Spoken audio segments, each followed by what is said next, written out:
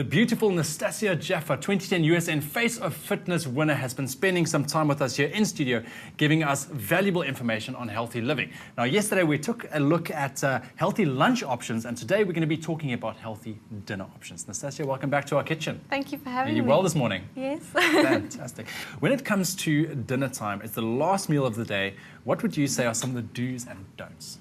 Well, before bed, you shouldn't eat a lot of carbohydrates, because if you are going to be going to sleep soon after eating your supper, you don't want to have excess calories in your blood, because that will easily be converted into body fat and stored while you're sleeping. So that would be a don't. Avoid eating a lot of carbohydrates before bed. What about a do?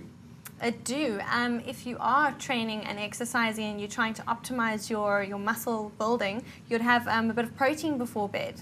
So you'd have a balanced meal, basically. Now, take us through these meals you have here on the table. I mean, they look like they are balanced meals. These are healthy, balanced dinner meal options. This one over here is the tuna steak with mixed vegetables. There are a couple of boiled baby potatoes in there, so you do have a little bit of carbohydrates in, so it is balanced. You've got your fats and your protein and your carbohydrates. All right. So why less carbohydrates in the evening? Well, before bed, most people eat their supper close to when they're going to go to sleep. So you don't want to have excess amounts of carbohydrates in your stomach, so it just gets converted into fat while you're sleeping. So you do tend to have less carbohydrates before bed. All right.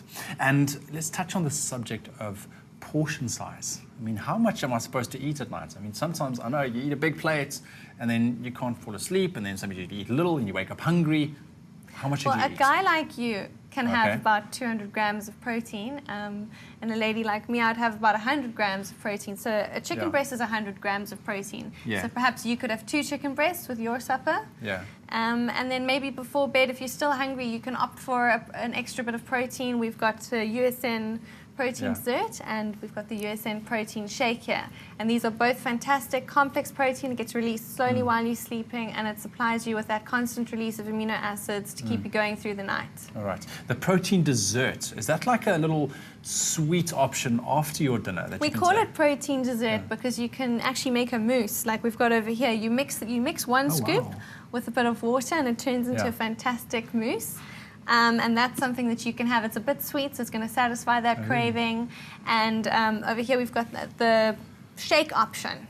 So this is the same kind of thing. It's a slow-release protein, but it's going to make a shake for you. Like a milkshake. Like a milkshake. But not a milkshake. I love milkshakes. Love milkshakes. Yummy milkshake. Now, in terms of other supplements that you can take in the evenings, to help with weight management, what would you suggest? Obviously, CLA is a fantastic thing. You can have that 3 times a day with your breakfast, with your lunch, and with your supper, and that enhances muscle tone and development, and also enhances your ability to burn fat. So it mobilizes excess fat in your body for your body to use as energy.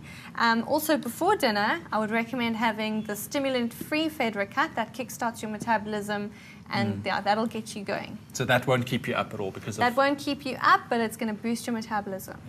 So why is it that you need like this healthy diet before you go to bed? Because I mean, you go to sleep.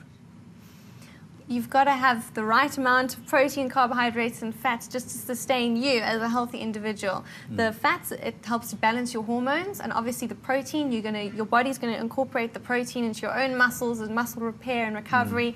And carbohydrates, that's the basic energy that your body uses to build muscle. So you need that. And obviously all these colors you see, that's your vitamins that you need to just be a healthy human being. Right, perfect. So out of all of these, which would be your ultimate favorite meal? I quite like having fish, fish and vegetables. I also would have chicken quite regularly. And obviously salads full of antioxidants and anti-aging colors and pigments in there. Always add color to your meals, right? You've got to have your colors. Nastassia, it was absolutely phenomenal getting to know you. Thank you, Ewan. I really enjoyed my time here.